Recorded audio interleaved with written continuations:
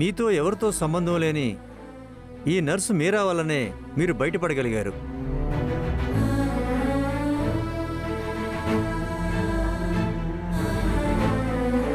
మేమెవరం చేయలేని పని తను మాత్రం ఏం చేసింది సార్? అర్జున్ సార్ కోసం తను నా దగ్గరకు వచ్చి రిక్వెస్ట్ చేసింది. సార్ని కాపాడమని ప్రాధేయపడింది. తను అలా అడగడం వల్లే నా ఇన్ఫ్లుయెన్స్ అంతా ఉపయోగించి సార్కి బెయిల్ వచ్చేలా చేశాను.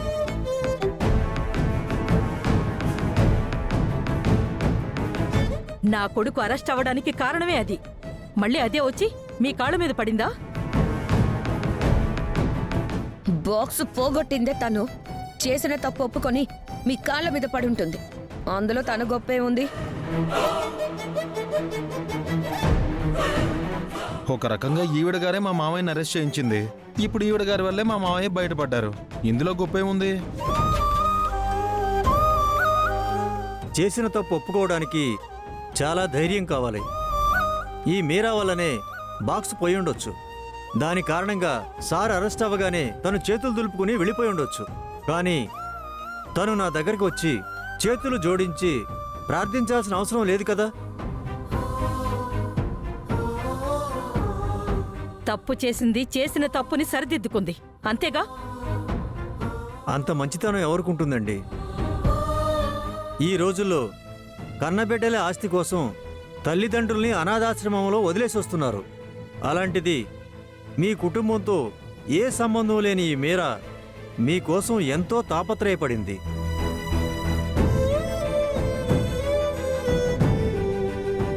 నాకు ఇలాంటి కూతురో కోడలో ఉంటే బాగుండు అనిపించింది.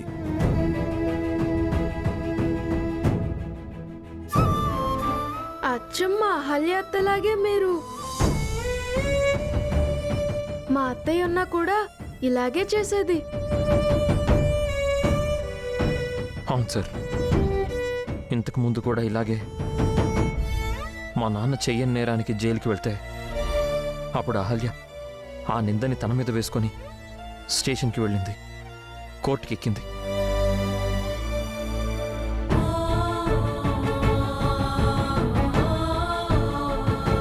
నా అహల్య ఉండుంటే ఏం చేసేదో.